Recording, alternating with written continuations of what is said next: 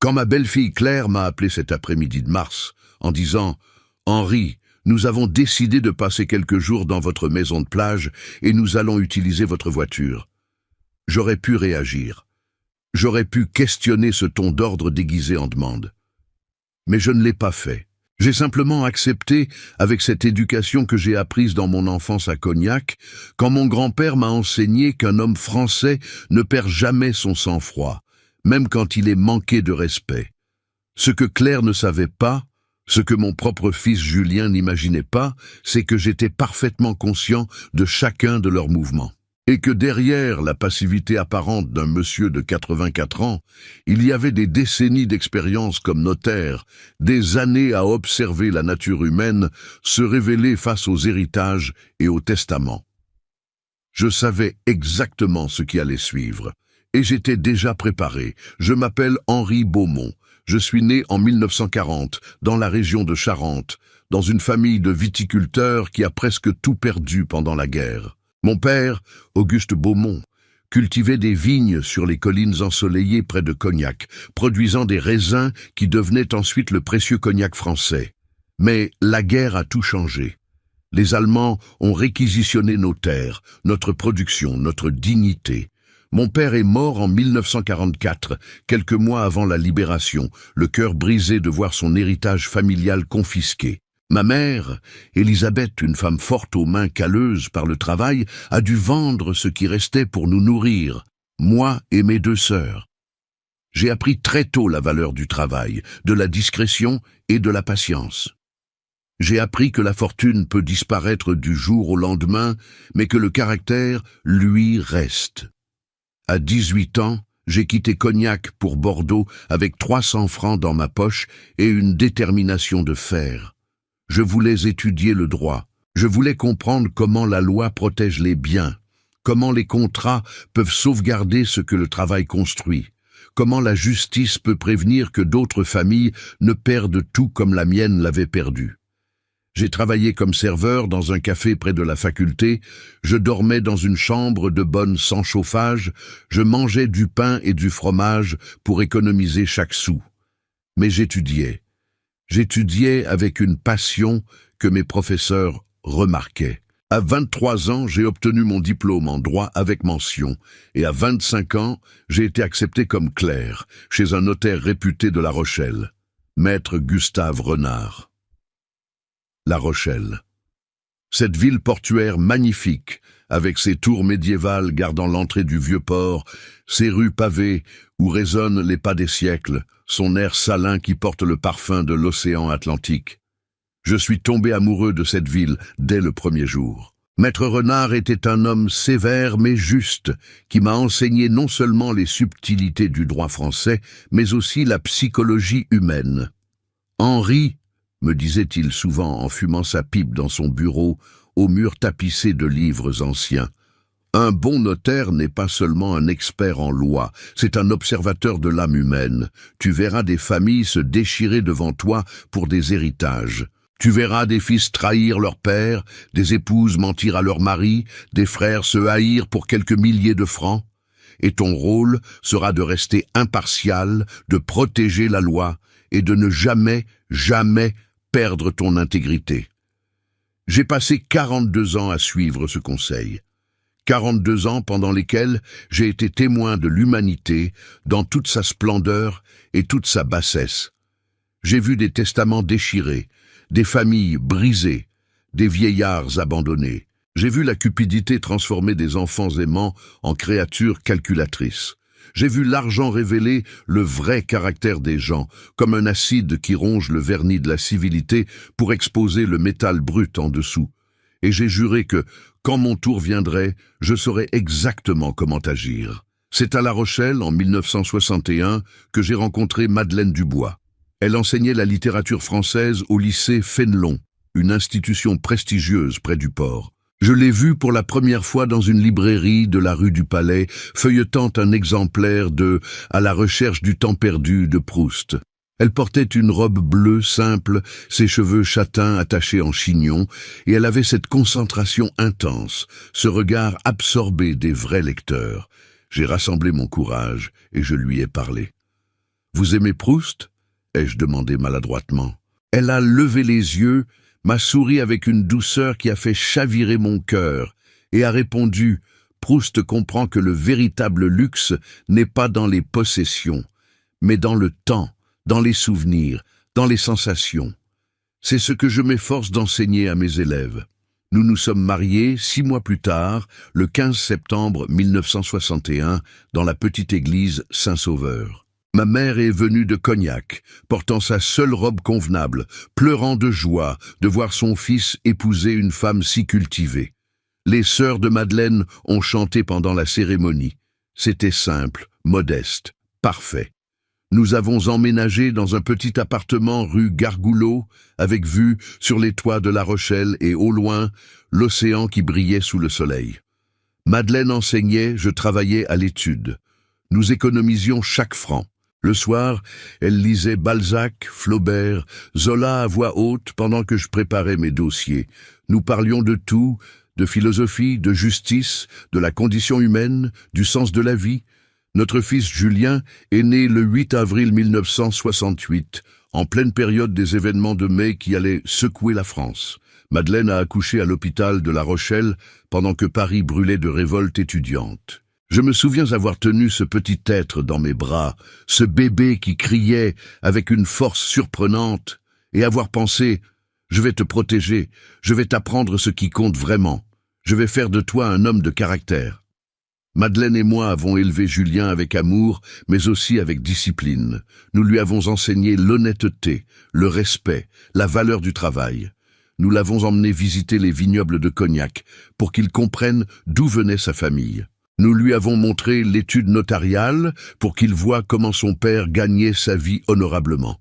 Julien était un bon enfant, studieux, un peu timide, passionné par les mathématiques et les sciences. Il a fait ses études secondaires au lycée Jean Dautet, puis il est parti pour Paris étudier l'ingénierie civile à l'école des ponts et chaussées.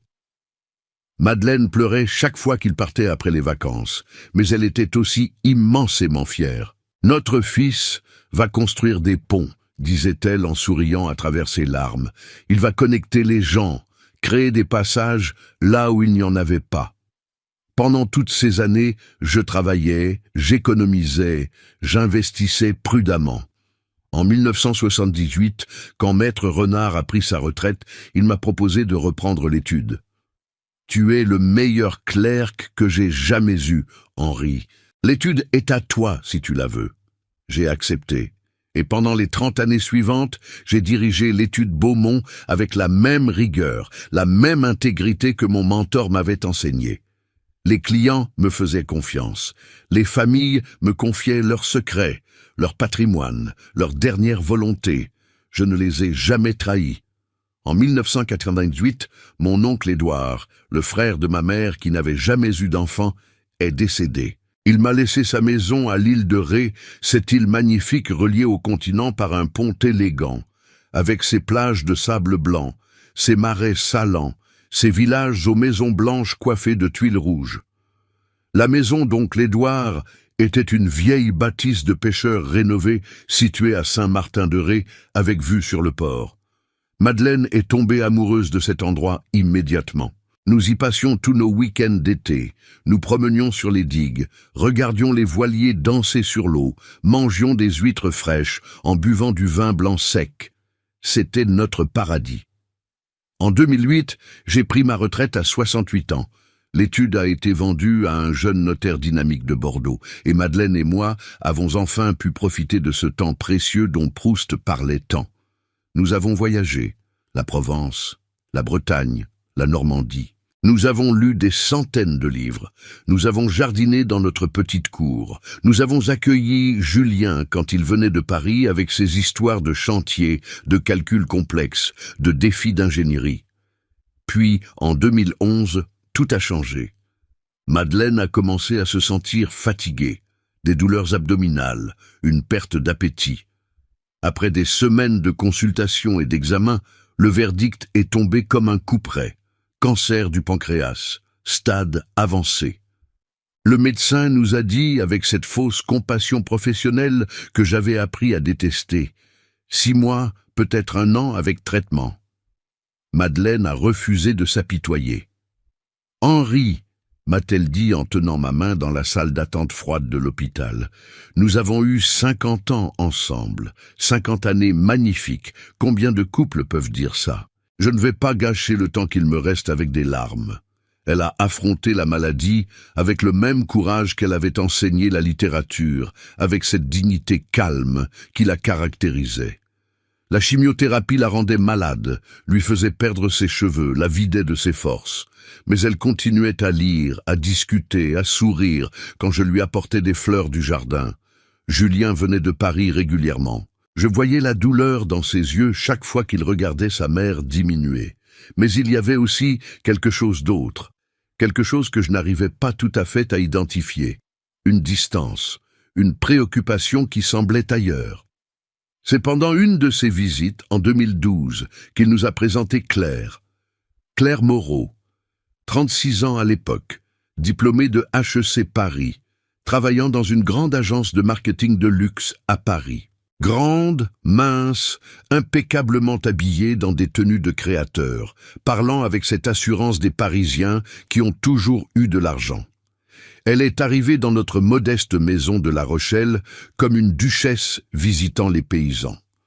Elle a regardé nos meubles anciens, nos livres usés, notre jardin simple, et j'ai vu le jugement dans ses yeux. Elle a fait des commentaires sur le charme rustique et l'authenticité provinciale, avec un sourire qui ne montait pas jusqu'à ses yeux calculateurs.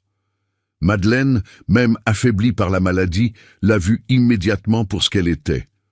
Cette nuit-là, après le départ de Julien et Claire pour leur hôtel, elle avait refusé de dormir dans notre chambre d'amis, la trouvant trop vétuste. Madeleine m'a dit « Henri, cette femme n'aime pas notre fils. Elle aime ce qu'elle pense qu'il peut lui apporter. Fais attention !» J'ai voulu protester, dire que peut-être je me trompais, que peut-être elle était juste différente de nous. Mais Madeleine a secoué la tête. J'ai passé ma vie à analyser les personnages de romans. Je sais reconnaître un antagoniste quand j'en vois un. 6 mois plus tard, Julien et Claire se sont mariés. Une cérémonie pompeuse à Paris, dans un hôtel particulier du 16e arrondissement, avec 200 invités que nous ne connaissions pas. Les parents de Claire, des banquiers fortunés de Neuilly-sur-Seine, nous ont traités avec une politesse condescendante. La mère de Claire, Véronique, une femme au visage figé par la chirurgie esthétique, a commenté à voix haute « C'est charmant que Julien ait des racines si simples, ça lui donne de l'authenticité. » Madeleine a serré ma main sous la table. Elle était trop malade pour protester, trop fatiguée pour affronter ces gens. Mais je voyais la tristesse dans ses yeux. Madeleine est décédée le 3 novembre 2013, à 6 heures du matin dans notre lit, sa main dans la mienne. Ses derniers mots ont été « Henri, ne laisse jamais personne te faire croire que tu es moins que ce que tu es. Tu es un homme bon. Reste bon, mais ne sois pas naïf. Protège-toi. Protège ce que nous avons construit. » J'ai pleuré pour la première fois depuis mon enfance. J'ai pleuré pendant des jours. Julien est venu pour les funérailles. Claire est restée à Paris, prétextant une urgence professionnelle importante. Après l'enterrement au cimetière de La Rochelle, où Madeleine repose maintenant sous un simple pierre gravé avec une citation de Proust qu'elle aimait, le véritable voyage de découverte ne consiste pas à chercher de nouveaux paysages, mais à avoir de nouveaux yeux. Je me suis retrouvé seul dans notre grande maison vide. Julien m'a suggéré de vendre. « Papa, cette maison est trop grande pour toi seul. Tu pourrais avoir un appartement moderne, plus facile à entretenir. Et l'argent de la vente te permettrait de vivre très confortablement. » J'ai refusé. Cette maison contenait 52 ans de souvenirs. Chaque pièce résonnait de la voix de Madeleine, de son rire, de ses pas. Je ne pouvais pas la vendre. C'est alors que j'ai pris une décision importante. J'ai vendu notre petit appartement de Paris, celui que nous avions gardé pour les visites occasionnelles. J'ai investi l'argent prudemment. J'ai consolidé mes finances, organisé mes comptes, fait évaluer mes propriétés. Pas par cupidité, mais par prudence. Les derniers mots de Madeleine résonnaient dans ma tête. « Protège-toi, ne sois pas naïf. » Les années ont passé. 2014, 2015, 2016. Julien venait moins souvent.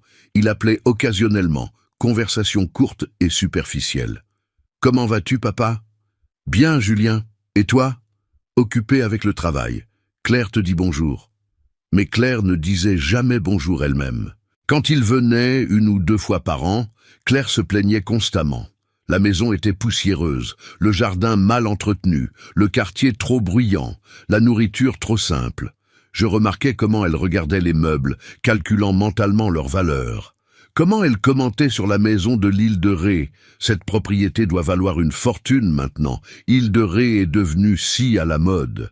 Les Parisiens paient des prix fous pour y avoir une maison. En 2017, lors d'une visite de Pâques, Claire a commencé à poser des questions plus directes.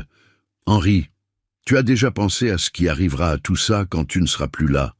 Je veux dire, il faut être pratique. Tu as un testament à jour, tout est organisé. Parce que si quelque chose t'arrive soudainement, ça pourrait être compliqué pour Julien. » J'ai répondu vaguement que oui, j'avais un testament, que tout était en ordre. Elle a insisté. « Tu devrais peut-être nous en parler, histoire qu'on soit préparé. C'est important ces choses-là. » Je lui ai dit poliment que c'était mon affaire privée pour le moment. Je voyais Julien devenir de plus en plus mal à l'aise avec ces questions. Il changeait de sujet, proposait d'aller se promener, mais il ne s'opposait jamais directement à Claire. Il la laissait parler, insinuer, suggérer. C'était comme regarder mon fils disparaître lentement, remplacé par une version diminuée de lui-même, contrôlé par cette femme qui ne voyait en moi qu'un obstacle entre elle et l'argent qu'elle convoitait. Ma routine à La Rochelle était devenue simple et prévisible. Je me réveillais à 7 heures. Je prenais mon café et mes croissants à la boulangerie Dutheil, rue du Minage, où Madame Dutheil me gardait toujours les meilleurs, encore chauds du four. Je lisais Le Monde sur le banc du port, regardant les bateaux de pêche partir et revenir. Je jardinais l'après-midi, cultivant les mêmes tomates et herbes aromatiques que Madeleine adorait. Je jouais aux échecs 3 fois par semaine avec Pierre Chevalier, mon voisin de 78 ans, un ancien professeur de mathématiques à la retraite qui était devenu mon meilleur ami après la mort de Madeleine. Pierre connaissait ma situation. Je lui avais parlé de Julien, de Claire, de mes inquiétudes. « Henri, m'avait-il dit un jour pendant une partie d'échecs dans son salon encombré de livres et de trophées d'échecs, « Tu sais ce que j'ai appris en jouant aux échecs toute ma vie ? Que les meilleurs coups sont ceux que l'adversaire ne voit pas venir. Si tu penses que Claire et Julien complotent contre toi, ne réagis pas émotionnellement. Observe, documente, prépare-toi. Et quand le moment sera venu, agis avec la précision d'un mat en 3 coups. » C'était un bon conseil. J'ai décidé de le suivre. J'avais aussi un autre ami proche, Jean-Pierre Moreau, mon autre voisin, un ancien mécanicien de 76 ans qui vivait seul depuis la mort de sa femme 5 ans plus tôt. Jean-Pierre adorait les voitures anciennes. Quand il a vu ma Peugeot 504 dans le garage, il est devenu comme un enfant. « Henri, cette voiture est une merveille. Tu l'entretiens toi-même ?» Je lui ai expliqué que oui, que c'était la voiture que Madeleine et moi avions achetée en 1982, que nous l'avions gardée en état impeccable, que chaque pièce avait été soigneusement restaurée. Jean-Pierre m'a aidé à la maintenir. Nous passions des après-midi dans le garage, lui m'apprenant des trucs de mécanicien, moi partageant des histoires de nos voyages dans cette voiture. Jean-Pierre m'a aussi aidé d'une autre manière. Quand ma santé a commencé à décliner légèrement en 2018, rien de grave, juste l'arthrite, quelques problèmes de tension, il m'a conduit à mes rendez-vous médicaux. Il refusait toujours que je le paie. « Henri, on est voisins, on s'entraide. C'est comme ça qu'on faisait avant, quand les gens n'étaient pas obsédés par l'argent. » Ces mots ont résonné profondément en moi. Voilà ce qu'était la vraie famille, des gens qui s'aident sans calculer, sans attendre de retour. C'est dans ce contexte que l'appel de Claire est arrivé, cet après-midi de mars 2024. J'étais dans mon jardin, arrosant les tomates que je venais de planter. Le printemps à La Rochelle est magnifique, l'air est doux, les mouettes crient au-dessus du port. La lumière a cette qualité dorée particulière. Le téléphone a sonné. J'ai vu le nom Claire sur l'écran. Pas Julien et Claire, juste Claire. Mon fils ne m'appelait même plus directement. « Ouah, Henri, tu dois bien convosser ?» Elle utilisait toujours cette familiarité forcée, m'appelant par mon prénom sans le « vous » respectueux qu'une belle fille devrait utiliser en français avec son beau-père âgé. Mais je ne corrigeais jamais, j'observais. « Je vais bien, Claire. Et vous deux ?»« Ah, nous allons très bien. Écoute, Henri, Julien et moi pensions. Ça fait si longtemps qu'on n'a pas profité de la maison de plage. Tu sais, avec nos emplois du temps chargés à Paris, on a vraiment besoin de se ressourcer. Et toi non plus, tu n'y vas plus depuis, 6 mois. Ça serait dommage que cette magnifique propriété reste vide. Alors nous avons décidé de passer quelques jours à l'île de Ré, la semaine prochaine. On arrivera jeudi et on restera jusqu'à dimanche. Peut-être lundi si le temps est beau. Notez la formulation. Nous avons décidé. Pas pourrions-nous, pas serait-ce possible. Une décision déjà prise. Un fait accompli qu'elle m'annonçait avec cette assurance de quelqu'un qui considère que ma propriété était déjà la sienne. « Je comprends », ai-je répondu calmement, continuant d'arroser mes tomates. « C'est une bonne saison pour l'île de Ré. Comment comptez-vous vous y rendre ?» Il y a eu une pause, puis ce rire condescendant que je connaissais bien. « Ah, Henri, ne sois pas dramatique. Nous allons prendre ta voiture, évidemment. Cette vieille Peugeot qui dort dans ton garage. Il faut bien qu'elle serve à quelque chose, non? Elle reste là à prendre la poussière.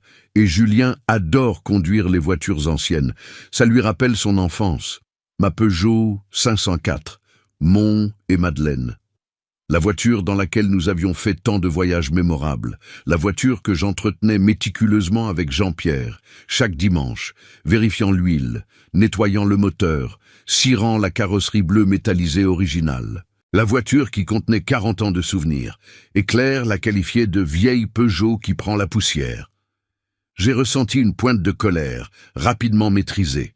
Contrôle, observation, documentation. La Peugeot a besoin d'un entretien régulier très spécifique, ai-je dit lentement, comme si je réfléchissais. Je ne sais pas si elle est vraiment en état pour un voyage jusqu'à l'île de Ré. C'est quand même 2 heures de route. Oh, Henri, arrête. C'est une voiture, pas un bébé. Julien sait conduire. On en prendra soin. De toute façon, ce n'est pas comme si tu l'utilisais beaucoup ces derniers temps. À ton âge, tu ne devrais peut-être même plus conduire, tu sais. C'est dangereux. À mon âge, comme si j'étais un enfant incapable de prendre mes propres décisions. D'accord, ai-je finalement accepté. Je vais laisser les clés dans la boîte aux lettres, et celle de la maison de plage aussi. Parfait, tu es adorable, Henri. Je savais qu'on pouvait compter sur toi. Bon, je te laisse, j'ai une réunion importante dans 10 minutes. Bisous. Elle a raccroché avant que je puisse même répondre. Pas de au revoir convenable, pas de merci. Juste cette désinvolture qui trahissait parfaitement comment elle me voyait. Un obstacle temporaire, un vieil homme dont les possessions lui revenaient de droit, qui devait simplement être géré avec un minimum de civilité jusqu'à son décès inévitable. Je suis resté là, dans mon jardin, tenant le tuyau d'arrosage, écoutant le bruit de l'eau sur les plantes. Les paroles de Madeleine sont revenues. « Protège-toi, ne sois pas naïf. » Et celles de Pierre. « Observe, documente, prépare-toi. » J'ai pris ma décision. J'allais observer. J'allais leur donner assez de cordes pour se pendre eux-mêmes. Et j'allais documenter chaque moment, chaque parole, chaque trahison. Cette nuit-là, j'ai commencé à tenir un journal. Un cahier simple acheté à la papeterie de la rue des Merciers. J'y ai noté la conversation avec Claire, mot pour mot, avec la date et l'heure. J'ai décrit son ton, ses choix de mots, ses sous-entendus. Premier document dans ce qui allait devenir mon dossier contre ma propre famille. La semaine suivante, jeudi matin, j'ai déposé les clés dans la boîte aux lettres comme promis. Julien est passé les récupérer vers 9 heures. Il est entré brièvement. « Bonjour papa, merci pour les clés. »« Bonjour Julien, tu vas bien ?»« Oui, on est pressé. Claire veut partir avant les embouteillages. » Il n'a pas dit « Comment vas-tu » Il n'a pas proposé de prendre un café. Il est resté debout près de la porte, évitant mon regard. Julien, ai-je dit doucement, est-ce que tout va bien? Tu sembles préoccupé. Il a eu un moment d'hésitation. J'ai vu quelque chose passer dans ses yeux, du regret, de la culpabilité, mais c'était fugace. Tout va bien, papa. On se voit bientôt, d'accord? Et il est parti. J'ai entendu le moteur de ma Peugeot démarrer dans la rue, ce ronronnement familier que je connaissais par cœur. Je l'ai écouté s'éloigner jusqu'à ce que le silence revienne. Dans mon journal, j'ai noté « Julien évite le contact visuel, semble mal à l'aise, ne pose pas de questions sur ma santé ou mon bien-être, pressé de partir, entièrement sous l'influence de Claire. » Ils sont revenus le dimanche soir. J'ai entendu ma voiture se garer, mais personne n'est venu me voir. Pas de merci, pas de compte-rendu du week-end. Les clés ont simplement été redéposées dans la boîte aux lettres. J'ai trouvé une petite rayure sur l'aile avant droite. Jean-Pierre, qui l'a vu avec moi, a secoué la tête tristement. Il ne respecte même pas tes affaires, Henri. C'est une honte. 2 semaines plus tard, Claire a appelé à nouveau. Henri, j'ai eu une idée merveilleuse. Pourquoi on ne viendrait pas dîner chez toi un soir cette semaine? On pourrait discuter de choses importantes. Tu sais, organiser l'avenir, ce genre de trucs. C'est important de planifier, surtout à ton âge. À mon âge. Encore. Comme un refrain, un rappel constant que pour elle, j'étais en sursis, un compte à rebours vers ma mort et leur enrichissement. Bien sûr, ai-je répondu. Mercredi soir, ça vous conviendrait? Parfait, on sera là vers 19h. Ne te donne pas trop de mal pour le dîner, hein? Quelque chose de simple suffit. Ne me donne pas trop de mal. Comme si je n'étais plus capable de préparer un repas convenable. Mais j'ai décidé de faire exactement le contraire. J'ai préparé un bœuf bourguignon, la recette de Madeleine, celle qui mijotait pendant des heures avec du vin de Bourgogne, des carottes, des oignons perlés, des champignons de Paris. J'ai fait mes propres pommes de terre gratinées. J'ai acheté une belle baguette chez Madame Dutheil. J'ai ouvert une bouteille de Saint-Émilion Grand Cru 2010, un excellent millésime que je gardais pour les occasions spéciales. J'ai dressé la table avec la belle nappe brodée de Madeleine, la porcelaine de Limoges, héritée de ma grand-mère, les couverts en argent. Pourquoi cet effort?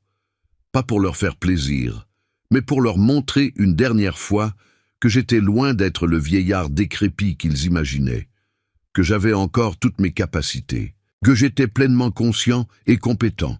Ils sont arrivés à 19h15.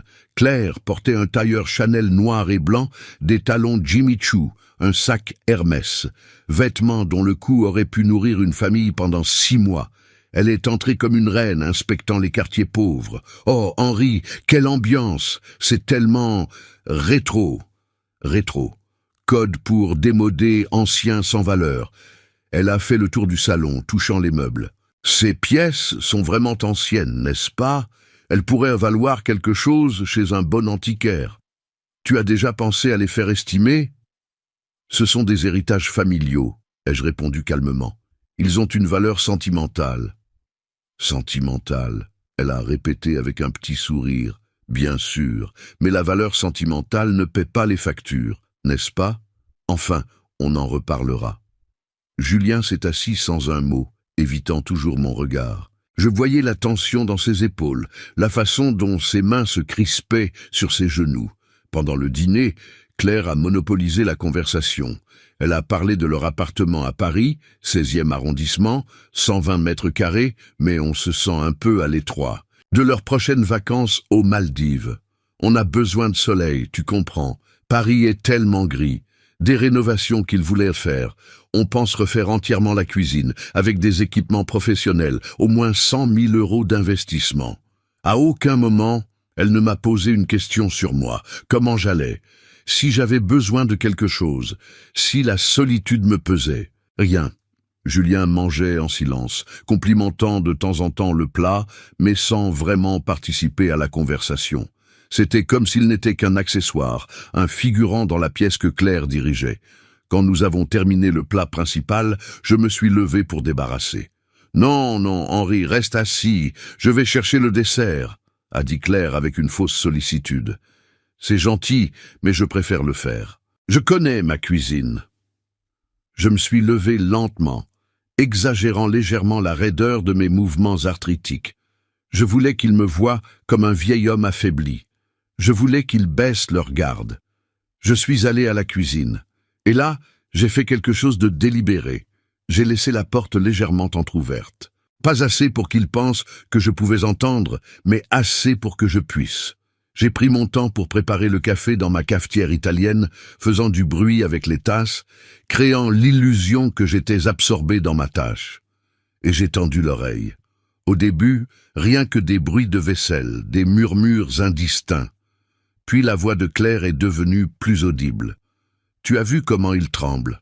Quand il a pris la bouteille de vin, sa main tremblait. C'est l'arthrite, Claire. C'est normal à son âge, a répondu Julien, mal à l'aise. Normal, oui, mais ça montre qu'il vieillit, Julien. Il vieillit vite. Tu l'as vu marcher? Il va de plus en plus lentement. Il lui faut 5 minutes juste pour aller de la salle à manger à la cuisine. Je ne vois pas où tu veux en venir. Où je veux en venir. Claire a baissé un peu plus la voix, mais pas assez. Julien, ton père a 84 ans. Statistiquement, il n'a plus beaucoup d'années devant lui. 5 ans, peut-être 10 au maximum. Et pendant ce temps-là, toute cette propriété, cette maison qui doit valoir facilement 400 000 €, la maison de plage qui en vaut le double, sa retraite confortable, ses économies, tout ça reste bloqué. Nous, on a besoin de cet argent maintenant. Pour nos projets, notre vie, notre futur. Mon cœur s'est serré. Pas de surprise, mais de confirmation. La voix de Madeleine dans ma tête, je te l'avais dit. Claire, on ne peut pas parler comme ça, c'est mon père. Justement, c'est ton père. Tu es son fils unique. Cet argent, ces propriétés, c'est ta part légitime, ton héritage. Mais il faut que les choses soient organisées correctement. Testament, procuration, tout doit être clair sur le papier. Parce que s'il lui arrive quelque chose demain et que rien n'est en ordre, ça va être l'enfer administratif. Ça peut prendre des années avant qu'on puisse toucher à quoi que ce soit. Tu parles comme si tu voulais qu'il meure. Ne sois pas stupide, Julien.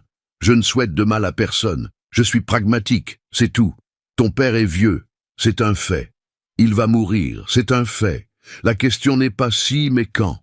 Et quand ça arrivera, je veux m'assurer que nous, sa famille, nous récupérerons ce qui nous revient de droit sans complication. C'est de la planification, pas de la cruauté. Le silence a suivi, un silence long pendant lequel j'imaginais Julien luttant avec sa conscience, avec les restes de moralité que Madeleine et moi avions essayé de lui inculquer.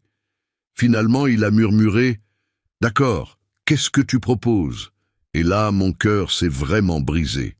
Pas qu'elle l'ait dit, mais qu'il ait accepté. On commence doucement, a continué Claire, sa voix prenant un ton de conspiratrice. On lui fait comprendre qu'il a besoin de nous. On se rend indispensable.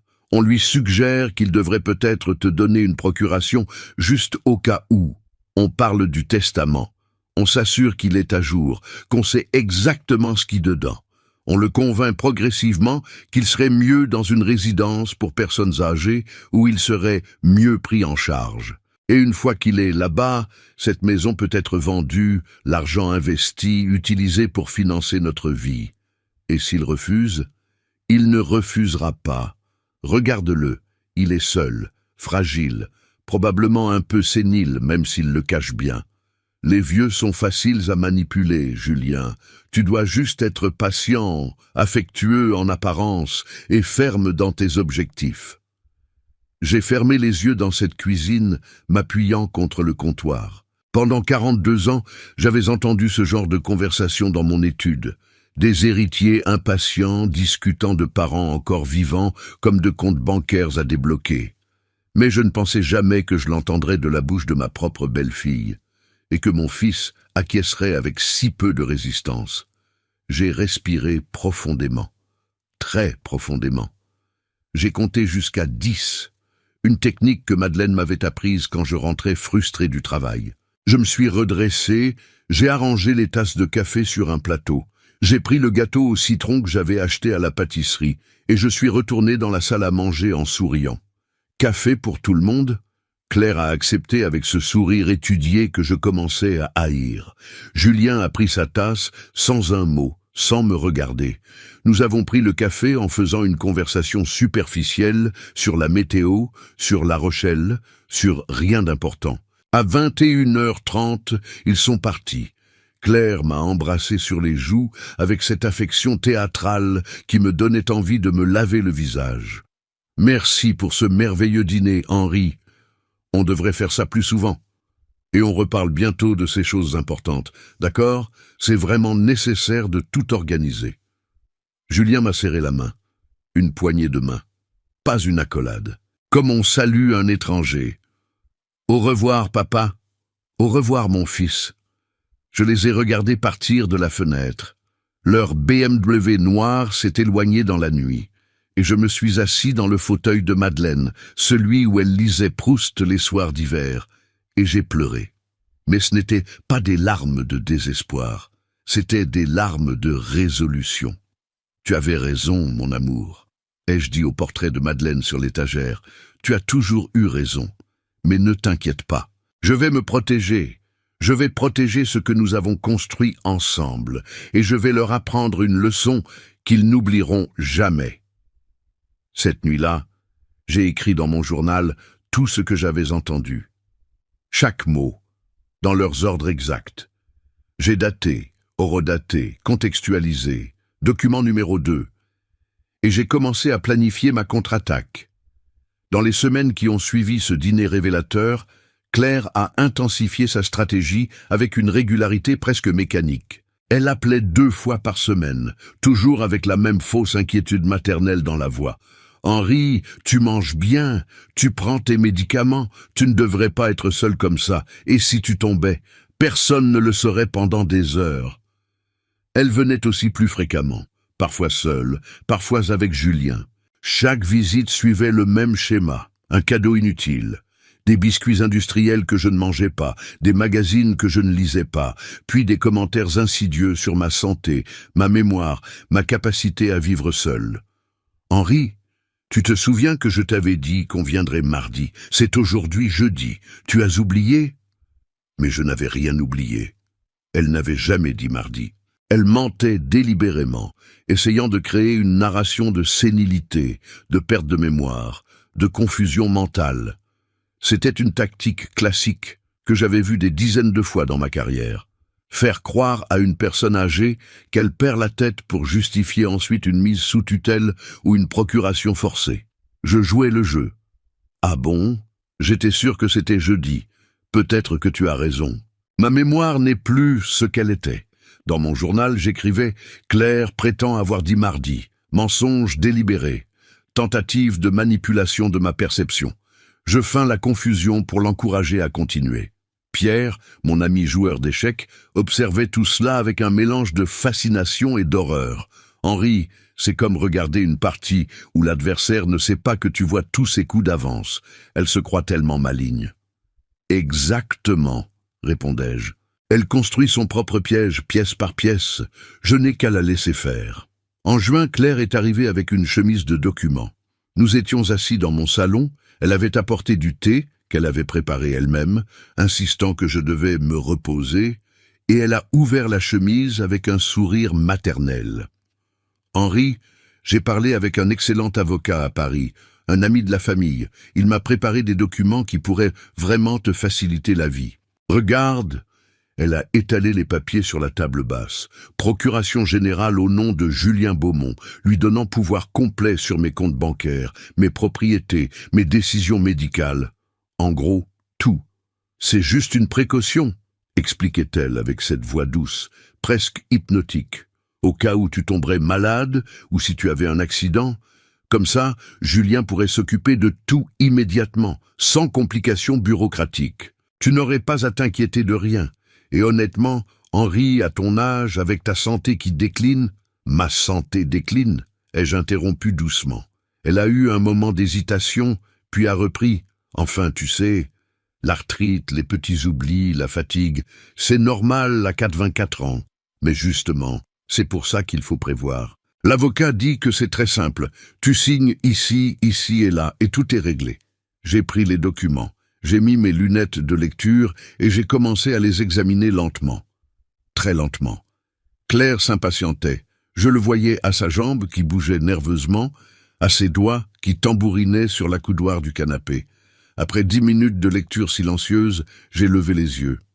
Claire, ces documents sont des procurations très larges. Elles donneraient à Julien un contrôle total sur ma vie financière. Oui, mais c'est normal, c'est pour te protéger. Je comprends. Mais tu vois, j'ai passé 42 ans comme notaire, j'ai rédigé des milliers de procurations. Et je sais qu'une procuration aussi large devrait être accompagnée de clauses de protection, de limitation, de révocabilité claire. Ces documents, ils ne les ont pas. Son visage s'est durci imperceptiblement. L'avocat est un expert, Henri. Il sait ce qu'il fait. J'en suis sûr, mais permets-moi de les relire attentivement. C'est important, ces choses-là. Je te donnerai ma réponse la semaine prochaine. La semaine prochaine? Henri, ce n'est vraiment pas compliqué. La semaine prochaine, ai-je répété fermement. J'ai besoin de temps pour réfléchir. Elle est partie frustrée. Dans son esprit, j'étais censé être ce vieillard confus qui signerait n'importe quoi. Ma résistance, même polie, la déstabilisait. Dans mon journal, Claire apporte des documents de procuration préparés par un avocat ami. Documents extrêmement dangereux, aucune protection pour le mandant. Tentative claire de prise de contrôle légal. Je refuse poliment mais fermement. Sa frustration est visible. Je n'ai jamais signé ces documents. Chaque semaine, quand elle appelait pour en reparler, je trouvais une excuse. Je devais consulter mon propre avocat. Je n'étais pas sûr. J'avais besoin de plus de temps. Elle devenait de plus en plus agressive dans son insistance. En août, la suggestion de la vente de la maison de l'île de Ré est revenue sur la table. Nous étions au téléphone. Claire utilisait son ton le plus raisonnable. « Henri, sérieusement, tu n'utilises plus cette maison. La dernière fois que tu y es allé, c'était quand? Il y a 1 an, 2 ans? 6 mois, ai-je corrigé. C'était vrai, j'y étais allé avec Jean-Pierre en février. 6 mois, voilà. C'est beaucoup trop long pour laisser une propriété inoccupée. L'humidité, les problèmes de plomberie, les squatteurs potentiels. Et tu sais combien ça vaut maintenant? Avec le boom immobilier à l'île de Ré, facilement 850 000 €, peut-être plus. Tu pourrais vendre, investir l'argent dans des placements sûrs qui te rapporteraient des intérêts, augmenter ta retraite mensuelle, ou mieux encore, transférer la propriété à Julien maintenant, ce qui éviterait les droits de succession énormes plus tard. La maison a des souvenirs, ai-je dit simplement. Madeleine adorait cet endroit. Il y a eu un silence. Puis, avec une pointe d'impatience qu'elle ne cachait plus aussi bien, « Henri, Madeleine est morte, depuis 11 ans. Les souvenirs, c'est bien joli, mais les souvenirs ne paient pas les factures. Ils ne te gardent pas au chaud la nuit. Cette maison est un investissement qui dort. C'est du gaspillage financier. »« Mes factures sont payées, » ai-je répondu calmement. « Et je n'ai pas froid la nuit. » « Tu es impossible. » Elle a explosé, perdant son vernis de patience. « Tu es têtu, égoïste et franchement irresponsable. Tu as un fils qui pourrait bénéficier de cet argent, qui en a besoin, et toi, tu t'accroches à tes vieilles pierres et tes souvenirs poussiéreux. »« Claire, » ai-je dit avec la même voix calme qui irritait clairement encore plus, « cette conversation est terminée. Bonne journée. » J'ai raccroché. Pour la première fois, je l'avais vraiment contrarié. Son masque était tombé, révélant la frustration, la cupidité, l'impatience qui bouillonnait en dessous. Dans mon journal, Claire perd patience. Le masque se fissure. Elle me qualifie de têtu et d'irresponsable parce que je refuse de vendre mes biens pour leur bénéfice. La vraie nature émerge. C'est en septembre que la suggestion de la maison de retraite a fait son apparition. Julien était venu seul cette fois, ce qui était rare. Nous étions assis dans le jardin, buvant du thé glacé sous le parasol, regardant les tomates mûrir sur leurs plants. Il semblait nerveux, évitant constamment mon regard. « Papa, il faut qu'on parle de quelque chose. »« Je t'écoute. C'est à propos de ta situation ici. Tu vis seul, tu vieillis, et Claire et moi, on s'inquiète vraiment. On pense que peut-être tu serais mieux dans une résidence pour seniors. Tu sais, un endroit où il y a du personnel médical 24h/24, des activités, d'autres personnes de ton âge, des repas préparés. Tu veux me mettre dans une maison de retraite? Ne dis pas ça comme ça. Ce sont des endroits très bien maintenant, papa. Modernes, confortables, avec plein de services. Et tu ne serais plus isolé comme ici. Je ne me sens pas isolé. J'ai mes voisins, mes amis, mes routines. Mais si quelque chose t'arrive, si tu tombes dans les escaliers, si tu as un accident cardiaque, personne ne serait là. J'ai un téléphone, j'ai des voisins qui vérifient régulièrement, j'ai un système d'alerte médicale. Julien a soupiré, frustré. Papa, tu ne facilites pas les choses. On essaie de t'aider. Ou vous essayez de libérer ma maison pour la vendre. Le silence qui a suivi était lourd. Julien est devenu pâle. Comment peux-tu dire ça? Parce que c'est vrai, Julien. J'ai posé ma tasse, je me suis penché en avant, le regardant directement dans les yeux. Tu penses que je ne vois pas? Que je ne comprends pas? Les visites soudainement fréquentes, les questions sur mon testament, les documents de procuration, les suggestions de vendre mes propriétés, et maintenant la maison de retraite? Julien, j'ai passé ma vie professionnelle à voir ce genre de schéma. Je les reconnais. Papa, tu te trompes. On veut juste que je meure vite et que vous héritiez sans complications. C'est ça que vous voulez. Julien s'est levé brusquement, renversant presque sa chaise. Je dois y aller. Claire m'attend. Bien sûr qu'elle t'attend. Elle attend tout, n'est-ce pas? Ma maison, mon argent, ma mort. Il est parti sans un mot de plus. Je l'ai regardé s'éloigner, ce fils que j'avais élevé avec tant d'amour, qui était maintenant devenu un étranger manipulé par une femme cupide. Dans mon journal, confrontation avec Julien. Il suggère une maison de retraite. Je nomme directement leur plan. Ils fuient, incapables de nier. Le fossé entre nous s'élargit, mais c'est nécessaire. C'est cette nuit-là que j'ai pris ma décision finale. Plus d'observation passive. Il était temps d'agir. Le lendemain matin, j'ai appelé François Durand. François et moi, nous étions connus à la faculté de droit de Bordeaux en 1960. Nous avions étudié ensemble, passé nos examens ensemble, commencé nos carrières dans des études différentes, mais restant toujours en contact. François était devenu notaire à Bordeaux, spécialisé en droit successoral et en planification patrimoniale. Il avait pris sa retraite 3 ans avant moi, à 65 ans, pour profiter de ses petits-enfants. Mais son esprit juridique restait aussi affûté qu'une lame. « Henri, quelle surprise! Comment vas-tu ?»« François, j'ai besoin de tes services, de ton expertise et surtout de ta discrétion absolue. » Sa voix est devenue immédiatement sérieuse. « Toujours, mon ami. De quoi s'agit-il » J'ai tout expliqué. La situation avec Claire et Julien, les conversations entendues, les manipulations, les tentatives de prise de contrôle. François m'a écouté sans m'interrompre, émettant occasionnellement un soupir reconnaissant. Il avait vu les mêmes schémas dans sa propre carrière. Quand j'ai terminé, il a dit « La vieille histoire de la cupidité familiale. Je suis désolé, Henri, vraiment désolé que ton propre fils soit impliqué. Que veux-tu faire ?»« Je veux refaire mon testament, complètement. Et je veux qu'il soit juridiquement inattaquable. Et Julien ?» J'ai fermé les yeux, sentant le poids de cette décision. Julien a fait ses choix. Il a choisi sa femme plutôt que son père. Il a choisi la cupidité plutôt que le caractère. Il a choisi de me voir comme un obstacle plutôt que comme un parent. Maintenant, je fais mon choix. Tu es sûr, Henri? C'est ton fils unique, ton seul descendant direct. Je suis absolument sûr. Et si je ne le fais pas maintenant, je ne pourrai plus le faire plus tard.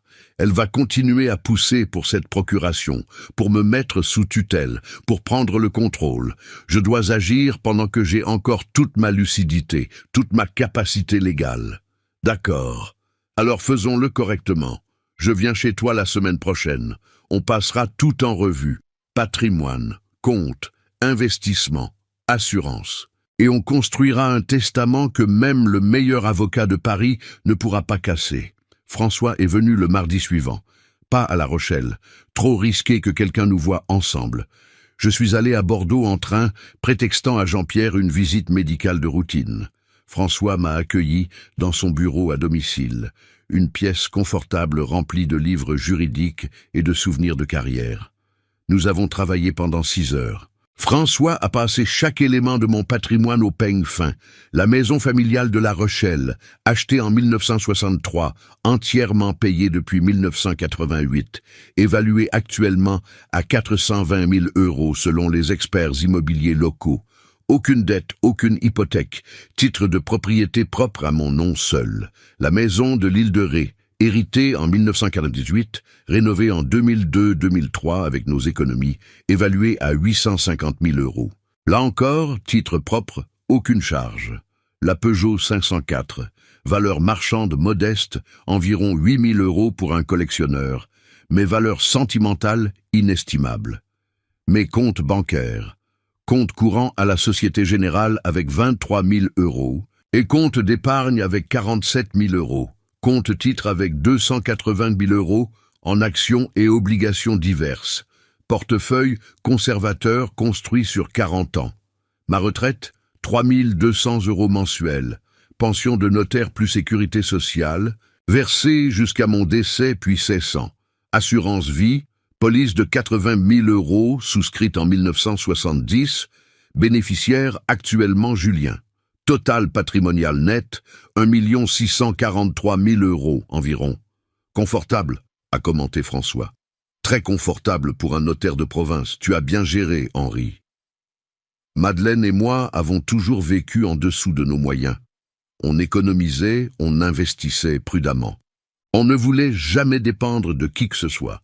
Et maintenant ton fils pense que tout ça lui revient de droit. Exactement. François a sorti un bloc-notes juridique. Alors, Nouveau Testament, qu'est-ce que tu veux faire exactement? J'ai respiré profondément. Ce que j'allais dire allait changer tout. Pour la maison de La Rochelle, je veux qu'elle soit vendue après mon décès. Le produit de la vente sera divisé en 3 parts égales. Un tiers à l'Abrigo Saint-Joseph pour personnes âgées, ici, à La Rochelle, une institution que je connais et qui fait un excellent travail. Un tiers à la bibliothèque municipale pour créer un fonds permanent d'achat de livres en mémoire de Madeleine, qui était bibliophile et enseignante. Un tiers à un fonds de bourse pour étudiants en droit sans ressources, administré par l'Université de Bordeaux. François notait rapidement. Pour la maison de l'île de Ré, donation à la mairie de Saint-Martin-de-Ré, à condition qu'elle soit transformée en centre culturel public, ouvert gratuitement à la population. Pas de vente, pas de privatisation. Un lieu de culture et de mémoire, en l'honneur de Madeleine. Excellente idée. La mairie acceptera avec joie. Continue. Pour la Peugeot, je la lègue à Jean-Pierre Moreau, mon voisin et ami, qui a pris soin de moi sans jamais rien demander en retour, qui a aimé cette voiture autant que moi. Bien. Les comptes bancaires et investissements. Tout sera liquidé. L'argent servira à financer les legs ci-dessus et à créer un fonds de dotation permanent pour la Fondation des aînés abandonnés de Charente-Maritime. C'est une organisation qui aide les personnes âgées abandonnées par leur famille. Ça me semble approprié. François a levé les yeux, un sourire triste sur le visage. C'est parfait, Henri. Symbolique et juste. Ma retraite, étant une pension qui cesse à mon décès, je ne peux pas la léguer. Mais je veux établir que pendant mes derniers mois, si je suis hospitalisé ou invalide, les versements mensuels seront automatiquement donnés à cette même fondation. On peut arranger ça. L'assurance vie. Je change le bénéficiaire. Plus Julien, la fondation des aînés également. Et pour Julien lui-même, qu'est-ce que tu lui laisses? C'était la question que je redoutais et anticipais à la fois. Je lui laisse des lettres que je vais écrire. Une pour chaque année de sa vie depuis sa naissance jusqu'à maintenant. 56 lettres. Dans chacune, je raconterai un souvenir, une leçon, un moment où j'ai essayé de lui enseigner quelque chose sur le caractère, l'intégrité, l'amour. Je lui laisserai aussi les albums photos de famille, les lettres que sa mère et moi avons échangées pendant nos fiançailles, les alliances de mariage de mes parents et de mes grands-parents. Je lui laisse l'histoire, je lui laisse la mémoire, je lui laisse la possibilité de comprendre ce qu'il a perdu. François a hoché lentement la tête. C'est puissant, Henri, vraiment puissant. Il ne mérite pas d'argent. Mais il mérite peut-être une chance de rédemption. Peut-être qu'en lisant ces lettres, en réalisant ce qu'il a fait, il apprendra enfin. Et Claire, ta belle-fille. Mon visage est devenu dur.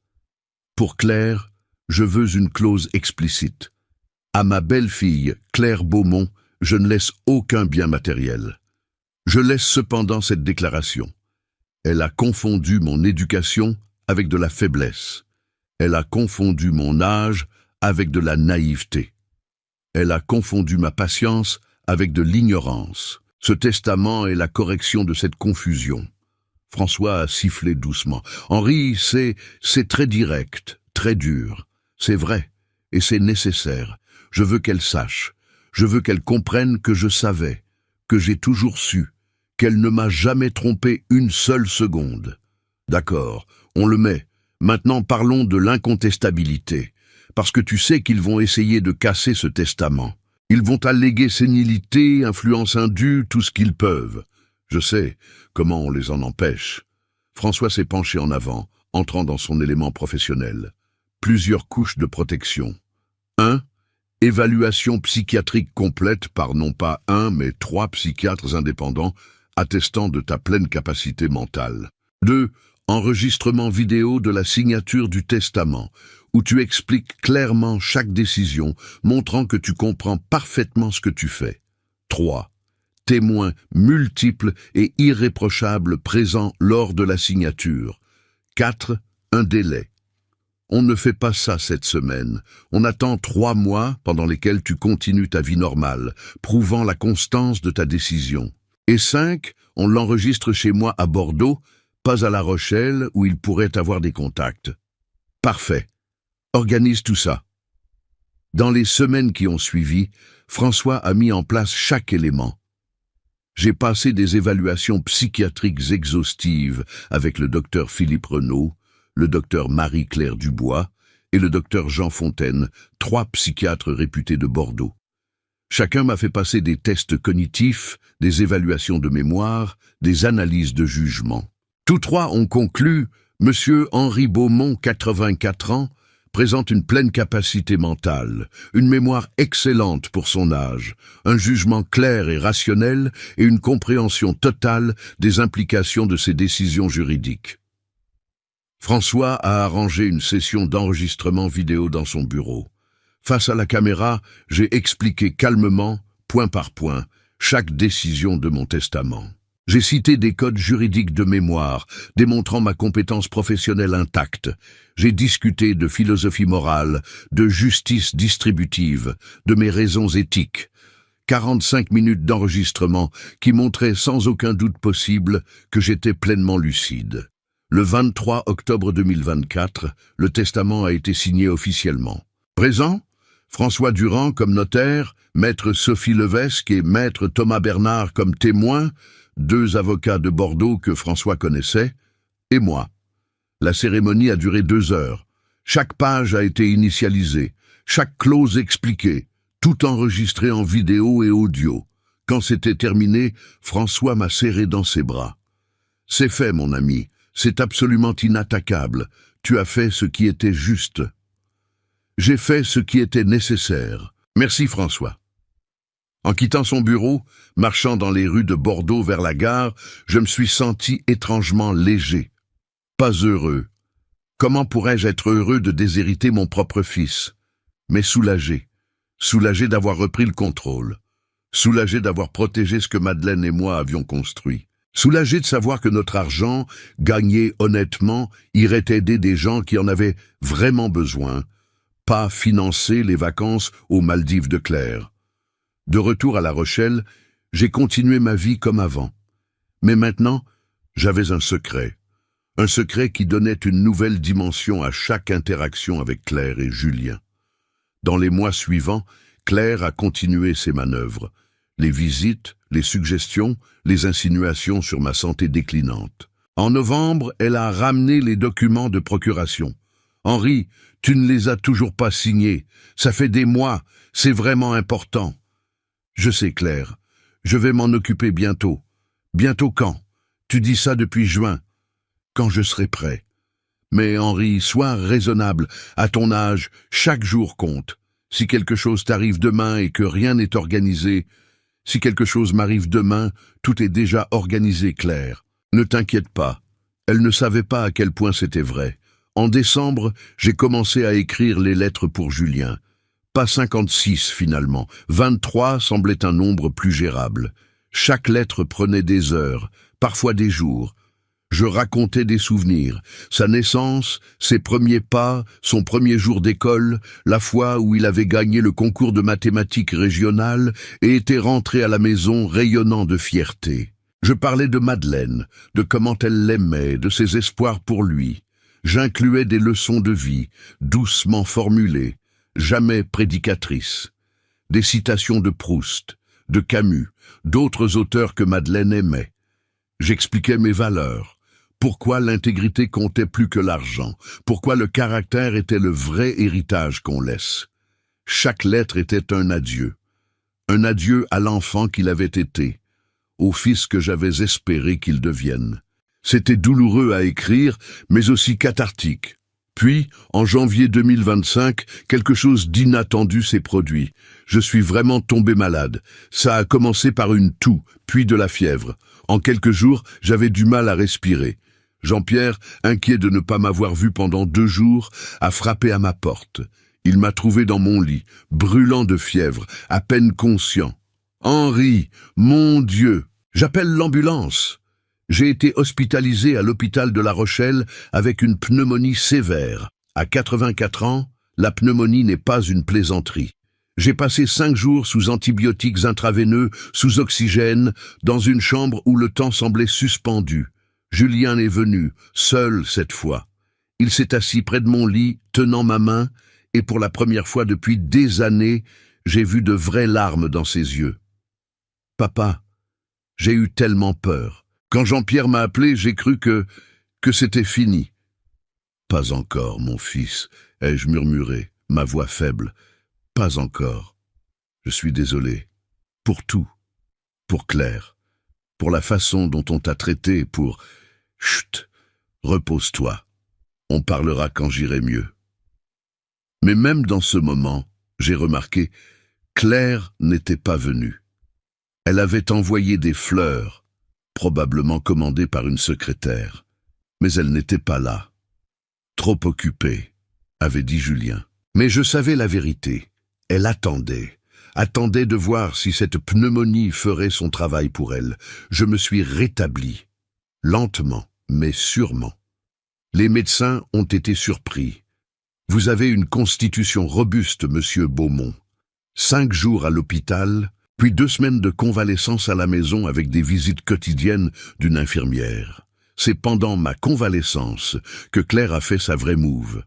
Elle est venue seule, apportant du bouillon, acheté, pas fait maison, et son sourire le plus maternel. « Henri, tu nous as fait une de ces peurs, on a vraiment cru que c'était la fin. » Désolé de vous décevoir. Elle a ri, mais le rire ne montait pas jusqu'à ses yeux. Ne dis pas ça, mais ça montre bien qu'à ton âge, on ne peut pas être trop prudent. D'ailleurs, j'ai reparlé avec notre avocat. Il dit que maintenant, c'est vraiment le moment parfait pour régulariser tout ça.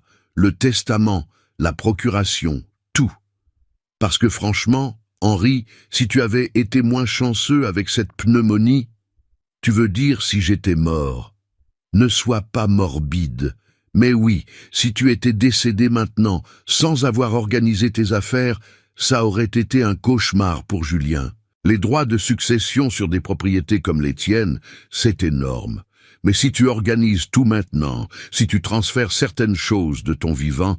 Claire, je l'ai interrompue, la regardant directement. J'ai réfléchi beaucoup ces derniers jours. À l'hôpital, quand on pense qu'on va peut-être mourir, on repense à sa vie, à ses priorités, à ce qui compte vraiment. Son visage s'est animé. Elle pensait que j'allais céder. Oui, exactement. Et tu as compris que la famille, c'est ce qui compte, non? J'ai compris beaucoup de choses et j'ai pris des décisions importantes. Oh, quelle décision? Sur mon testament, sur l'avenir de mon patrimoine. Tout est maintenant clairement organisé. Elle s'est penchée en avant, avide. Vraiment? Tu as finalement fait un testament propre? C'est merveilleux. Et tu peux m'en parler, histoire qu'on sache à quoi s'attendre? Non. Elle a cligné. Non? Non. C'est mon affaire privée. Vous le découvrirez en temps voulu. Son visage s'est durci. Henri, je trouve ça vraiment injuste. Julien est ton fils. Il a le droit de savoir. Il saura. Quand je serai mort. Pas avant. Tu es impossible. Elle a explosé, la colère perçant finalement complètement le masque. Tu es un vieil homme égoïste et obstiné qui ne pense qu'à lui. Tu te rends compte de ce que tu fais subir à ton fils, de l'angoisse, de l'incertitude. Je lui fais subir l'honnêteté, et apparemment c'est difficile à supporter. Elle est partie furieuse, claquant la porte. Dans mon journal, j'ai écrit « Claire perd complètement patience. Le masque est tombé. Elle a montré sa vraie nature. Cupidité pure, sans affection, sans respect. Parfait. Tout se met en place. » Les semaines suivantes ont été tendues. Claire ne venait plus. Julien appelait occasionnellement, des conversations courtes et mal à l'aise.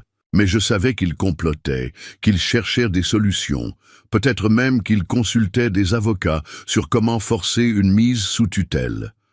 Puis, début février, Claire a appelé. Sa voix était redevenue douce, contrôlée. Elle avait décidé de changer de tactique. « Henri, je m'excuse pour mon comportement la dernière fois. J'étais stressé, fatigué, je me suis emporté. Tu me pardonnes ? » « Bien sûr, Claire. Écoute, j'ai réfléchi. Tu as raison. C'est ton affaire privée. On ne devrait pas te presser. Mais, et si on faisait quelque chose de différent? Et si on organisait une réunion officielle chez un notaire ou un avocat où tu pourrais présenter officiellement tes dernières volontés?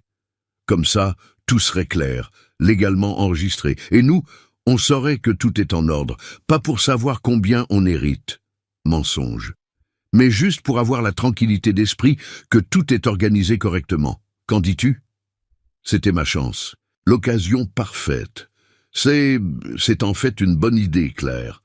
D'accord, organisons ça. Je pouvais presque l'entendre sourire au téléphone. Merveilleux! Je vais appeler notre avocat à Paris. Il peut descendre à La Rochelle? Non, j'utiliserai mon propre avocat ici. Pierre Lambert, un professionnel très respecté. Petite pause. D'accord. Si tu préfères. Je préfère. Je vais l'appeler et organiser une réunion. Je te rappelle avec la date. J'ai appelé Pierre Lambert immédiatement après. Pierre était un avocat de La Rochelle que je connaissais de réputation. Brillant, éthique, méticuleux. Je lui ai tout expliqué. Monsieur Beaumont, c'est une situation délicate. Vous voulez essentiellement organiser une lecture anticipée du testament? Exactement. Pour qu'ils voient ce qu'ils vont recevoir, ou plutôt, ce qu'ils ne vont pas recevoir. C'est inhabituel, mais légal. Et franchement, après ce que vous m'avez raconté, c'est justifié, d'accord, je le fais. Quand? Le plus tôt possible, cette semaine? Jeudi, 14 heures. Mon bureau, rue des Gentilshommes. Parfait. J'ai rappelé Claire. C'est arrangé. Jeudi, 14 heures. Bureau de maître Pierre Lambert. Vous pouvez venir? Bien sûr, on sera là. Oh, Henri, c'est tellement mature de ta part d'organiser ça. Julien sera soulagé. Je suis sûr qu'il le sera, ai-je pensé, mais pas de la façon qu'elle imagine. Le mercredi soir, la veille de la réunion, j'ai appelé François. Demain, c'est le jour, la révélation. Tu es prêt, Henri? Plus que prêt. Je le fais pour Madeleine, pour tous les aînés abandonnés que j'ai vus dans ma carrière, pour la justice. Alors vas-y avec ma bénédiction et appelle-moi après, je veux savoir comment ils ont réagi. Ce jeudi matin, j'ai pris mon temps pour me préparer. Douche chaude, rasage soigné. Mon meilleur costume gris anthracite, celui que je portais pour les occasions solennelles quand j'étais notaire. Cravate bordeaux, chaussures cirées. Je me suis regardé dans le miroir. Un vieil homme, certes, mais un vieil homme digne, déterminé, avec l'autorité morale de toute une vie d'intégrité. C'est le moment, Madeleine, ai-je dit à son portrait. Aujourd'hui, je protège notre héritage. Aujourd'hui, je leur montre qui était vraiment Henri Beaumont. À 13h45, Jean-Pierre m'a conduit au bureau de Pierre Lambert. Nous avons roulé en silence, lui sentant la gravité du moment. « Tu veux que je reste, Henri, pour le soutien moral ?»« Non, mon ami, c'est quelque chose que je dois faire seul. Mais merci. Pour tout !» Le bureau de maître Pierre Lambert occupait le 2e étage d'un élégant bâtiment du XVIIIe siècle, rue des Gentilshommes, dans le cœur historique de La Rochelle. La salle de réunion avait de hautes fenêtres donnant sur le vieux port, des boiseries sombres, une longue table en acajou. C'était solennel, formel, parfait pour ce qui allait se passer. Pierre m'a accueilli chaleureusement. « Monsieur Beaumont, vous êtes prêt ?»« Absolument. J'ai préparé tous les documents. Copie certifiée du testament de Bordeaux, les évaluations psychiatriques, tout. Ils ne pourront rien contester. » Excellent. À 14h précises, la porte s'est ouverte. Claire est entrée en premier, immaculée dans un tailleur Chanel beige, portant son sac Birkin, 40 000 € minimum, des escarpins Louboutin. Elle souriait, confiante, sûre que cette réunion allait confirmer sa victoire prochaine. Julien la suivait, en costume sombre, l'air nerveux. Il m'a regardé, a tenté un sourire qui ressemblait plus à une grimace. « Bonjour, papa. » « Bonjour, Julien, Claire. » Ils se sont assis de l'autre côté de la table. Pierre s'est installé en bout de table, ouvrant un dossier de cuir. « Bien, » a commencé Pierre avec la formalité caractéristique des avocats français, « nous sommes ici pour la présentation officielle des dernières volontés de monsieur Henri Beaumont. Monsieur Beaumont m'a demandé d'expliquer le contenu de son testament, actualisé et enregistré le 23 octobre 2024 chez maître François Durand, notaire à Bordeaux. » Claire a froncé légèrement les sourcils. « Bordeaux ?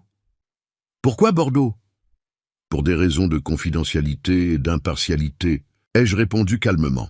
Pierre a continué. « Le testament est juridiquement irrévocable, soutenu par 3 évaluations psychiatriques indépendantes attestant de la pleine capacité mentale de M. Beaumont, ainsi qu'un enregistrement vidéo complet de la signature. Passons maintenant au contenu. » Julien s'est agité sur sa chaise. Claire s'est penchée en avant, attentive. Article 1er, concernant la résidence principale de M. Beaumont, située 47 rue Saint-Nicolas à La Rochelle, évaluée à 420 000 €. Cette propriété sera vendue après le décès de M. Beaumont. Le produit de la vente sera divisé en 3 parts égales destinées à l'abrigo Saint-Joseph pour personnes âgées de La Rochelle, la bibliothèque municipale de La Rochelle pour création d'un fonds permanent en mémoire de Madame Madeleine Beaumont et un fonds de bourse pour étudiants en droit administré par l'Université de Bordeaux. Le silence était total. Claire avait cessé de respirer. Article 2. Concernant la propriété de M. Beaumont à l'île de Ré, à Saint-Martin, évaluée à 850 000 €. Cette propriété sera donnée à la mairie de Saint-Martin-de-Ré avec la condition expresse et irrévocable qu'elle soit transformée en centre culturel public gratuit en mémoire de Madame Madeleine Beaumont. Le visage de Claire était devenu blanc comme un linge. Article 3. Le véhicule Peugeot 504, année 1982, sera légué à Monsieur Jean-Pierre Moreau, voisin et ami, en reconnaissance de ses années de soutien et de compagnie des intéressés. Attends. Claire a commencé, mais Pierre l'a ignoré, continuant. Article 4. Tous les comptes bancaires, investissements et liquidités de M. Beaumont, totalisant approximativement 350 000 € seront utilisés pour financer les legs ci-dessus et pour créer un fonds de dotation permanent pour la Fondation des aînés abandonnés de Charente-Maritime, une organisation aidant les personnes âgées en situation d'abandon familial. Quoi? Claire s'est levée d'un bond. C'est une blague? Henri, tu ne peux pas faire ça. Je peux, et je l'ai fait. Pierre a continué, imperturbable. Article 5. L'assurance vie de M. Beaumont, d'un montant de 80 000 €, sera également versée à la Fondation des aînés abandonnés. Julien avait fermé les yeux, des larmes coulant silencieusement sur ses joues. Article 6. À son fils, Julien Beaumont, M. Henri Beaumont lègue 23 lettres personnelles manuscrites, des albums photographiques de famille, les correspondances entre M. Beaumont et son épouse Madeleine pendant leur fiançailles et les alliances de mariage de la famille Beaumont sur 4 générations. M. Beaumont lègue également à son fils l'opportunité de réflexion profonde sur les valeurs de caractère, d'intégrité et le véritable sens de la famille. Des lettres? Claire criait maintenant. Tu laisses des lettres à ton fils? Pas d'argent, pas de propriété, des putains de lettres? Claire, s'il vous plaît, du calme, a dit Pierre fermement. Article 7 et dernier. Pierre a lu lentement, me regardant pour confirmation. J'ai hoché la tête. À sa belle-fille, Madame Claire Beaumont, Monsieur Henri Beaumont ne lègue aucun bien matériel. Il lègue cependant la déclaration suivante, enregistrée officiellement. Elle a confondu mon éducation avec de la faiblesse. Elle a confondu mon âge avec de la naïveté. Elle a confondu ma patience avec de l'ignorance. Ce testament est la correction de cette confusion. Le silence qui a suivi était assourdissant. Claire tremblait de rage. Julien pleurait ouvertement maintenant. C'est absurde. Claire a explosé. Henri, tu es sénile, ce testament ne tient pas. On va le contester, on va... Pierre l'a coupé avec une voix glaciale. Madame, ce testament a été rédigé avec la lucidité totale et documentée de M. Beaumont. 3 psychiatres ont attesté de sa pleine capacité mentale. La signature a été filmée, avec M. Beaumont expliquant en détail chaque décision, citant des codes juridiques, démontrant une compréhension parfaite de chaque implication. Il a été enregistré chez un notaire de Bordeaux sous toutes les formalités légales françaises, avec témoins irréprochables. Ce testament est absolument incontestable. Tout avocat compétent vous le dira. Claire s'est tournée vers moi, furieuse. Tu ne peux pas faire ça, nous nous sommes occupés de toi. Nous? Occupés? Je me suis levé lentement, m'appuyant sur la table, la regardant directement. Vous vous êtes occupé de moi? Ou vous avez comploté ma mort en buvant mon vin? Elle est restée bouche bée. Julien, j'ai dit, me tournant vers mon fils. Tu te souviens de ce soir, en mars, le dîner chez moi, quand je suis allé à la cuisine? Il a levé les yeux, confus, effrayé. J'ai entendu. J'ai tout entendu. Il a 24 ans, il ne va pas durer longtemps, toute cette propriété va où? Tu te souviens? Son visage est devenu cendré. Vous pensiez que j'étais sourd, sénile, un vieil idiot facile à manipuler? Ma voix est restée calme, mais ferme. J'ai passé 42 ans comme notaire, 42 ans. J'ai vu des centaines de familles exactement comme vous. Des enfants qui attendent impatiemment l'héritage, des belles-filles calculatrices, des vieux parents traités comme des obstacles à éliminer. Et j'ai juré que quand mon tour viendrait, je saurais exactement comment agir. Je me suis redressé autant que mon arthrite le permettait. Vous avez confondu mon éducation avec de la faiblesse. Vous avez vu ma politesse et pensé que j'étais stupide. Vous avez vu mon âge et pensé que j'étais impuissant. Mais pendant que vous complotiez, pendant que vous planifiez, pendant que vous me traitiez comme un obstacle financier, moi j'observais. Je documentais, je préparais, et maintenant le jeu est terminé. Claire tremblait de rage. Tu es un monstre, un vieil homme cruel et vengeur. Comment peux-tu faire ça à ton propre fils? Cruel, j'ai secoué la tête lentement. Non, Claire, cruel, c'est chuchoter sur la mort de quelqu'un pendant qu'il prépare le café. Cruel, c'est essayer de convaincre un père qu'il perd la tête pour voler son autonomie. Cruel, c'est voir les gens comme des comptes bancaires avec des jambes. Moi, je suis juste. Il y a une différence. Je me suis tourné vers Julien. Mon fils, tu as eu des choix. À chaque étape, tu as eu des choix. Quand Claire chuchotait dans mon dos, tu aurais pu la défendre. Quand elle essayait de me manipuler, tu aurais pu dire non.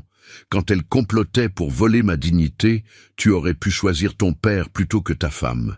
Mais à chaque fois, tu as choisi le silence. Tu as choisi la complicité. Tu as choisi la cupidité. Papa, Sa voix était brisée. Je suis désolé, je suis tellement désolé. Je sais que tu l'es. Maintenant que tu vois les conséquences.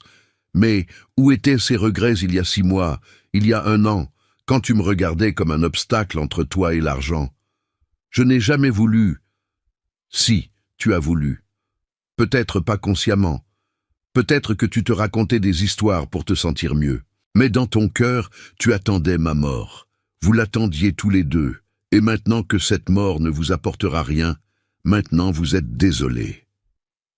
Claire a essayé une dernière tactique, se tournant vers Pierre. Ce testament ne peut pas être légal.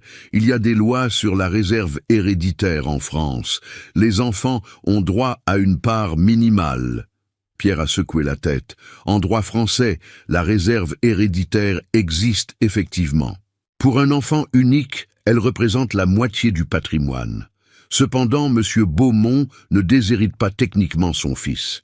Il lui lègue des biens de valeur sentimentale et historique considérables. De plus, la loi permet des donations entre vifs et des dispositions testamentaires qui réduisent considérablement la masse successorale. Les dons aux institutions caritatives, les legs à des œuvres d'utilité publique sont parfaitement légaux et même encouragés fiscalement.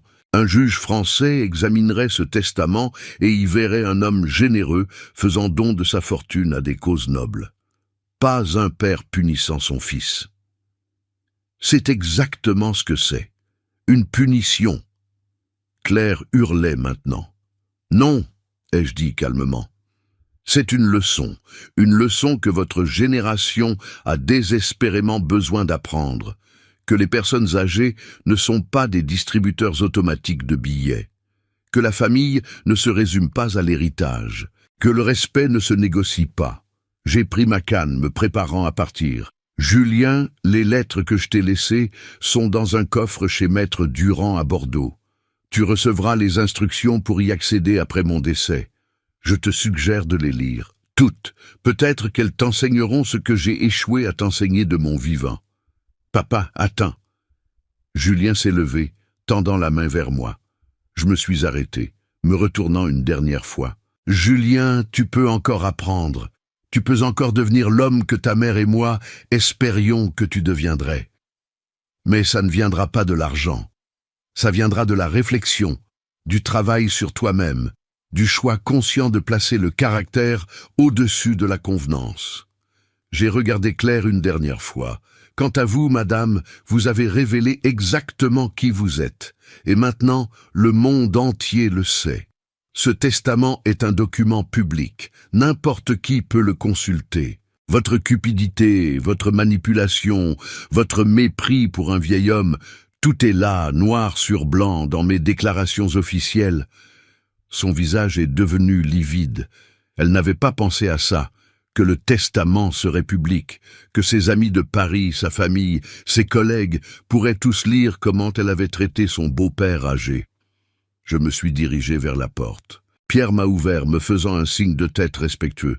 « Monsieur Beaumont, si vous avez besoin de quoi que ce soit, merci, maître Lambert. Vous avez été parfait. » En sortant, j'ai entendu Claire exploser derrière moi. « On va contester, on va trouver un moyen, on ne va pas laisser faire ça. » Mais sa voix sonnait creuse. Elle savait, ils savaient tous les deux. C'était fini. Jean-Pierre m'attendait dans sa voiture. Un regard sur mon visage lui a suffi. « C'est fait ? C'est fait. » Il a démarré, conduisant lentement à travers les rues historiques de La Rochelle. Nous n'avons pas parlé. Il n'y avait rien à dire.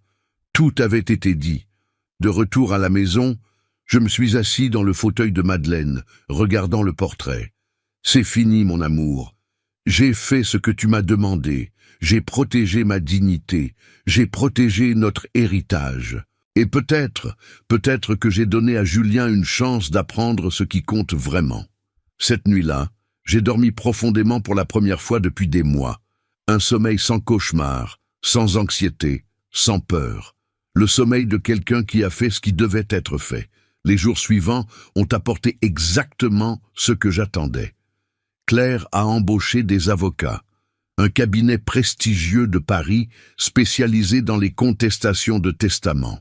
Ils ont envoyé des lettres officielles exigeant des évaluations psychiatriques supplémentaires, alléguant influence indue de François, questionnant ma capacité mentale au moment de la rédaction.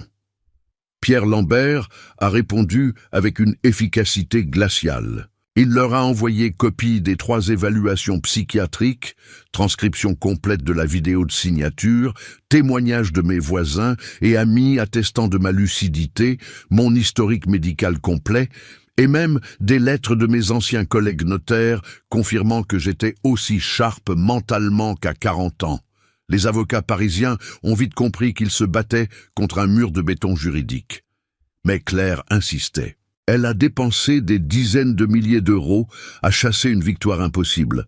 En avril 2025, j'ai reçu une information inattendue. François m'a appelé, sa voix grave. « Henri, il y a eu un développement intéressant dans l'affaire. Les avocats de Claire ont embauché un investigateur privé pour fouiller ton passé. Chercher n'importe quelle preuve d'instabilité mentale, de problèmes financiers cachés, d'addiction, n'importe quoi qui pourrait justifier l'invalidation du testament. Et l'investigateur a trouvé quelque chose, mais pas sur toi, sur Claire. » Mon cœur s'est accéléré. Quoi? Apparemment, Claire entretient une relation extra-conjugale depuis plus de 3 ans avec un certain Marc Dubois, 32 ans, soi-disant entrepreneur, mais sans activité professionnelle vérifiable. Il vit dans un appartement du 17e arrondissement parisien dont le loyer, 12 000 € mensuels, est payé par un compte joint au nom de Claire et Julien. Je suis resté silencieux, absorbant l'information. « Il y a plus », continua François. L'investigateur, qui apparemment a quelques principes éthiques malgré sa profession, a été choqué par cette découverte. Il a vérifié plus profondément. Claire a aussi fait plusieurs virements importants de ce compte joint vers des comptes à l'étranger, probablement pour cacher l'argent avant un divorce éventuel. On parle de 150 000 € au minimum. Mon Dieu! L'investigateur a reporté tout ça au tribunal, comme il est légalement obligé de le faire puisque ça implique des fonds matrimoniaux dans une procédure de succession contestée. Julien a été notifié hier. J'ai fermé les yeux. Pauvre Julien. Il avait trahi son père pour une femme qui le trahissait depuis des années. Comment a-t-il réagi? Je ne sais pas encore. Mais son avocat a contacté Pierre ce matin pour dire que Julien se retire officiellement de toute contestation du testament. Il ne s'associe plus aux actions de Claire. Je vois. Henri, tu savais? Pour Marc Dubois? Non, mais ça ne me surprend pas. Les gens comme Claire, ils sont incapables de loyauté réelle envers qui que ce soit. Cette révélation a tout changé. Les avocats de Claire ont conseillé d'abandonner, voyant que leurs propres investigations avaient explosé à leur visage. Claire elle-même était maintenant dans une position défensive, devant expliquer les virements suspects, la relation extra-conjugale, l'utilisation frauduleuse des fonds matrimoniaux. En juillet, après avoir dépensé plus de 120 000 € en frais d'avocat, Claire a finalement signé les documents d'abandon de la contestation. Le testament était définitivement validé et inattaquable. Pierre m'a appelé avec la nouvelle. « C'est terminé, Henri, victoire complète. » « Ce n'est pas une victoire, » ai-je répondu doucement. « C'est juste de la justice. » Mais ce n'était pas vraiment fini, parce qu'il restait Julien. 3 semaines après la découverte de la trahison de Claire, mon téléphone a sonné. Un numéro que je ne reconnaissais pas. J'ai répondu. « Papa ?» La voix était cassée, à peine reconnaissable. C'est Julien. Julien, comment vas-tu? Je ne vais pas bien, papa. Je ne vais pas bien du tout. Où es-tu? À Nantes. J'ai quitté Paris. J'ai quitté Claire. J'ai quitté tout. Tu veux qu'on se voie? Un long silence. Puis, tu accepterais? Après tout ce que j'ai fait? Tu es mon fils, Julien. Tu seras toujours mon fils. Viens à La Rochelle. On parlera. Il est venu le week-end suivant. Quand j'ai ouvert la porte, j'ai à peine reconnu l'homme devant moi. Julien avait perdu au moins 10 kilos. Il avait des cernes profonds sous les yeux. Ses vêtements, autrefois toujours impeccables, étaient froissés. Il ressemblait à quelqu'un qui avait été détruit et essayait de se reconstruire à partir de rien. « Papa !» il a dit. Et puis il s'est effondré dans mes bras, pleurant comme il n'avait pas pleuré depuis qu'il était enfant. Je l'ai tenu, ce fils que j'avais déshérité, que j'avais puni, mais que j'aimais encore. Parce que c'est ça, l'amour parental. Ça ne disparaît jamais complètement, même quand tout le reste a disparu. Nous nous sommes assis dans le salon. J'ai préparé du thé. Nous sommes restés en silence pendant longtemps. Finalement, Julien a parlé. Je ne savais pas, pour Marc, pour l'argent caché, pour rien de tout ça. Je te crois. Mais ça ne change rien, n'est-ce pas?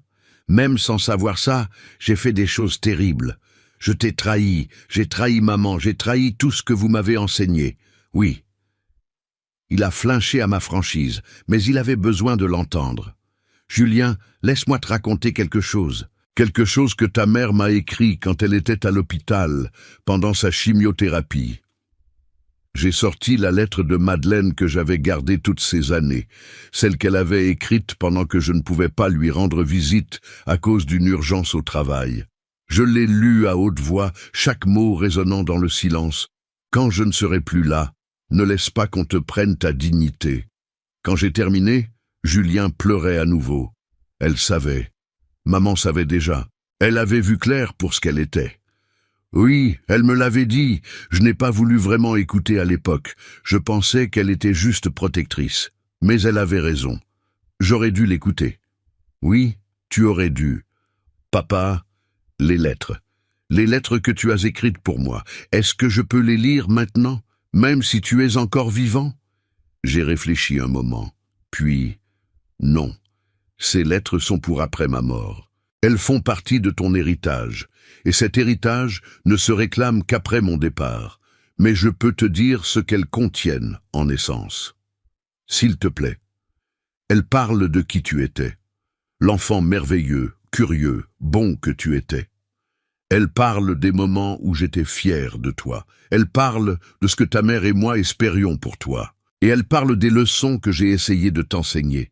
Que le caractère compte plus que l'argent, que la dignité ne se négocie pas, que la vraie richesse est dans les relations authentiques, pas dans les comptes en banque.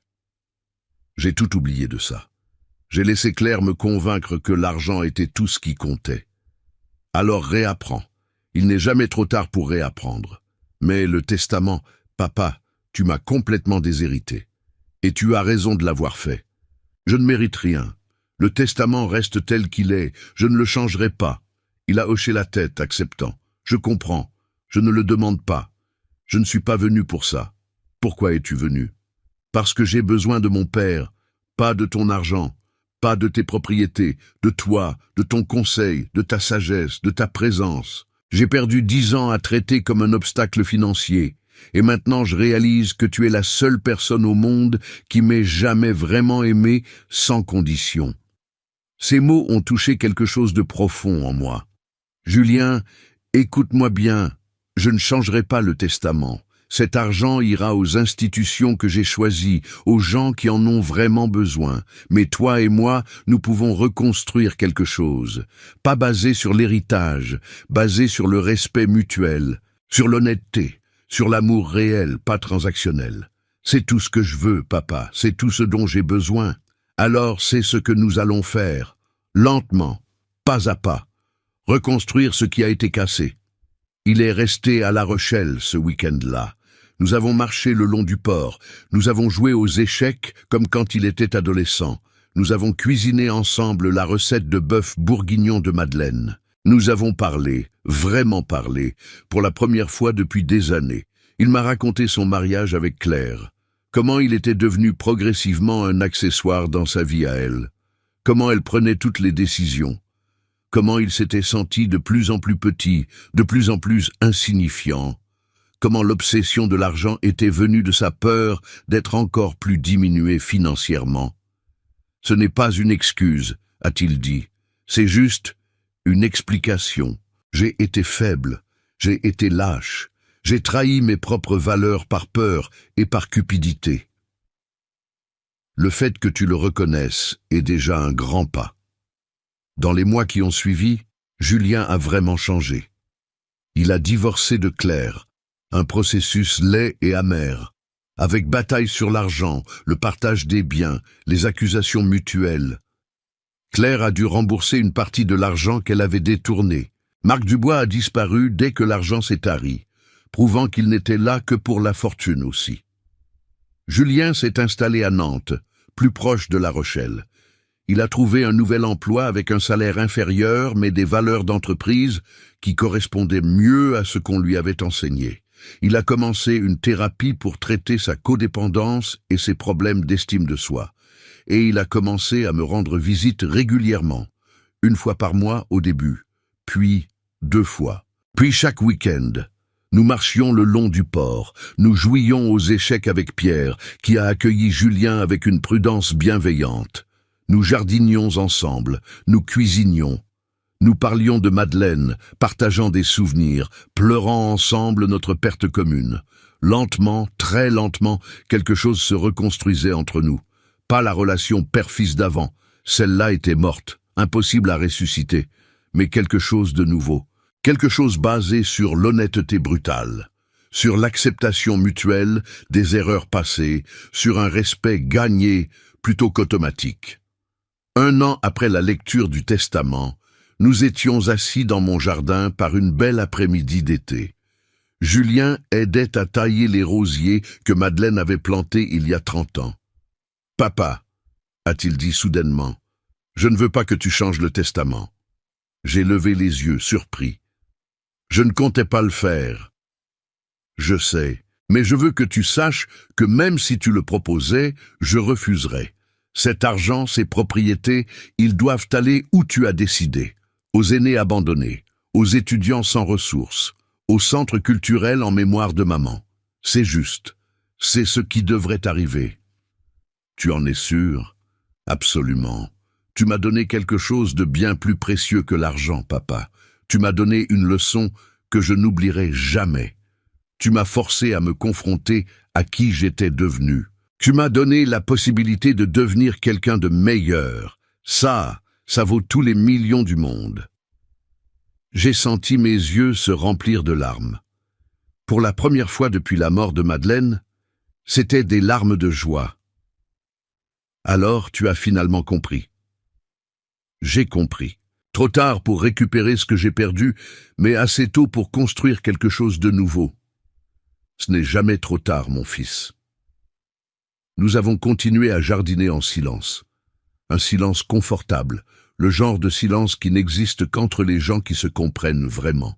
Aujourd'hui, à 85 ans, je vis toujours dans ma maison de La Rochelle. Ma santé est stable. L'arthrite me ralentit, mais ne m'arrête pas. Je continue mes routines. Café et croissant chez Madame Dutheil, promenade le long du port, échecs avec Pierre, jardinage, lecture. Jean-Pierre vient régulièrement me conduire dans sa voiture, plus pour la compagnie que par nécessité. Nous allons parfois à l'île de Ré, visiter la maison qui sera bientôt un centre culturel.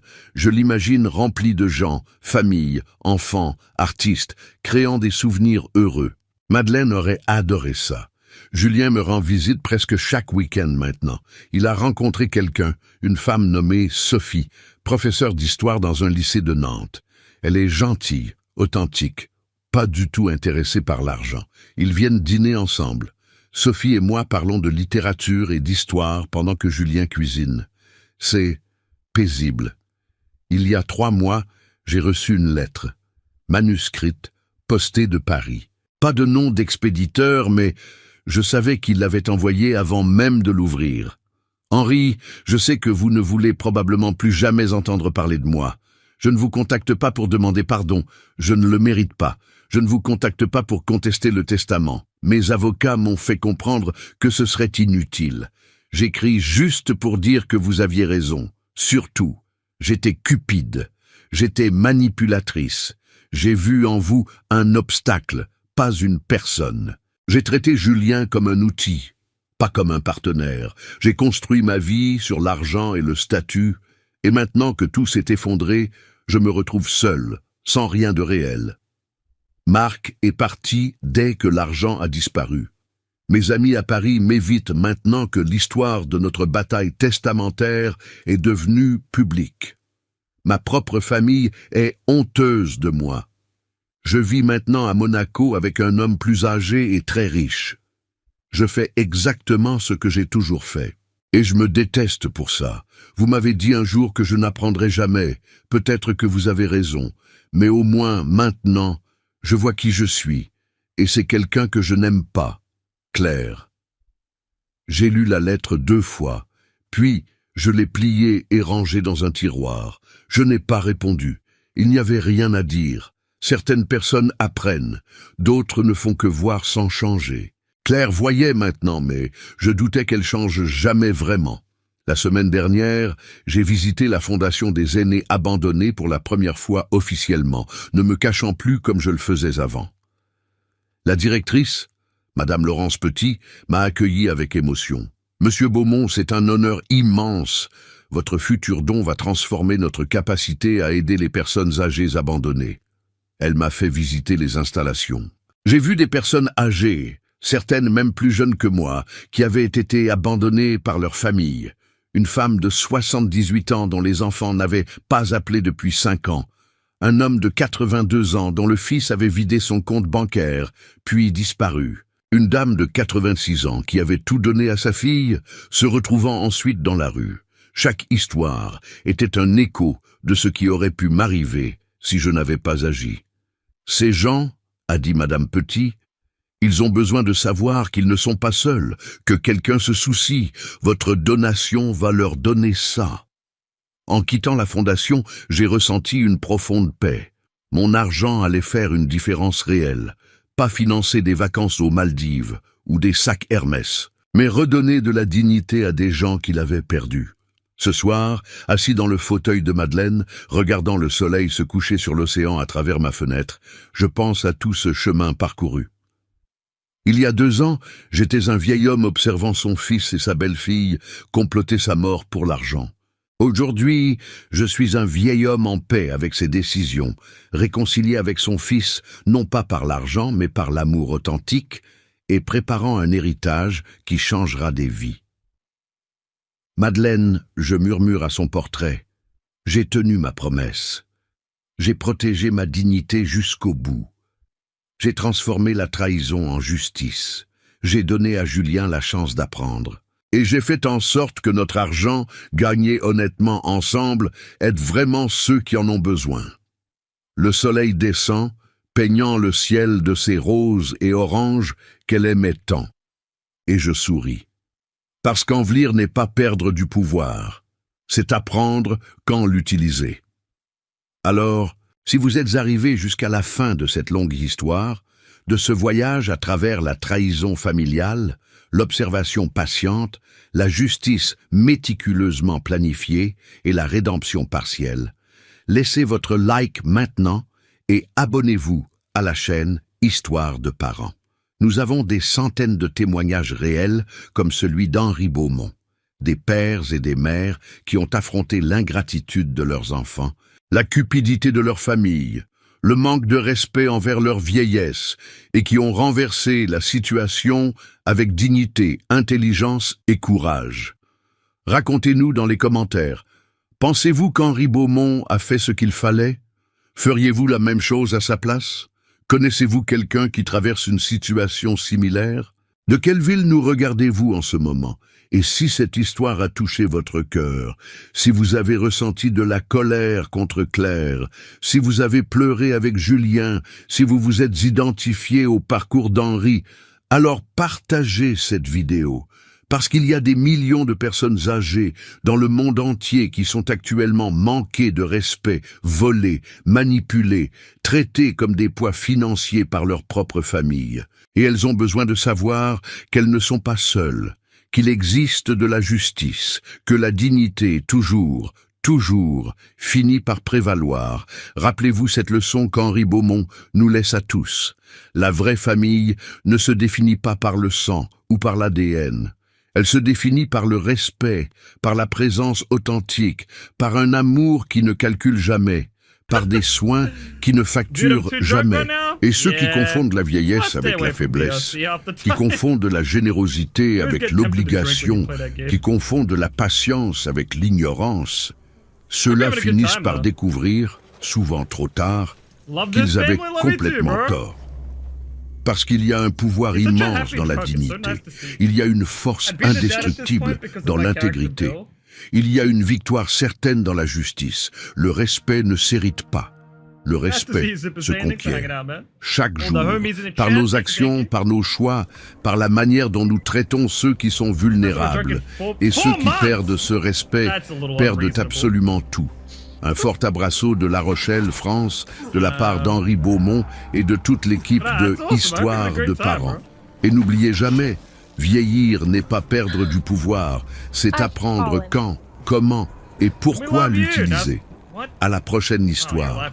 Et que votre vieillesse, quand elle viendra, soit entourée de respect authentique, de dignité inébranlable et d'un amour véritable.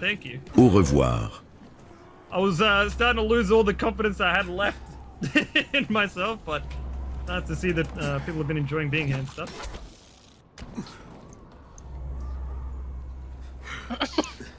Yipper the charismatic. It is excellent to make your acquaintance.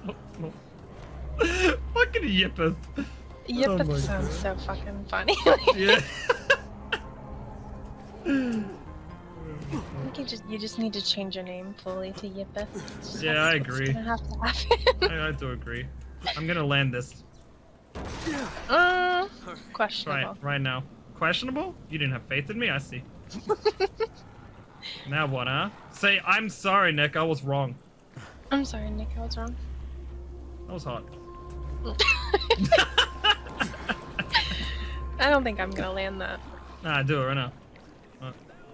Oh, I did. Oh, you did it. Impressed myself. You changed your name in Discord? Hell yeah. Super Saiyan's like, I need to see. Oh. Oh, right. That happened.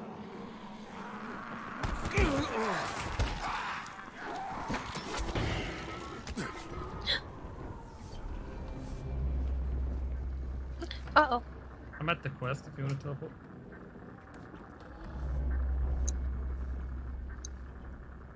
You're back. Did you find Mike? Mike was his dog. He's dead. And so is his father. It wasn't even the infected, it was just some twisted creep. This place You know what I bought? is I too bought much for people. croissants. Oh, This is hell crazy. yeah! Fucking love These are the keys to croissants. the museum storage. Do you heat There's a him lot up of or do you just weapons eat him? from all different times. Maybe you'll find Both. something Just depends useful on my there. mood. Thanks, Tariq. Yeah. But there's something else I want from you. Sure. And they're good, anything. warm and crispy. You said you're but, not good with Yeah. kids? Also No, good, not really. warm. Well, get good. I will try. Get good. I give you my Crane, word. 2022. 2015, I guess. That's a lot of money. Yeah.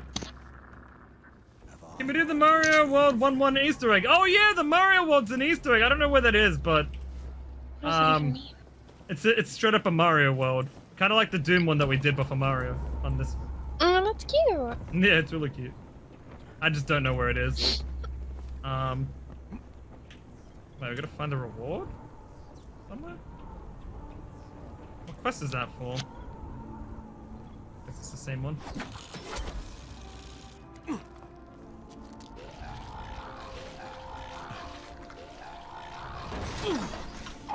How you doing, Zach? Nice to see you in the stream. What's going on, homie? Nah, I'm good right now, but I will do it at some point. Oh, fine.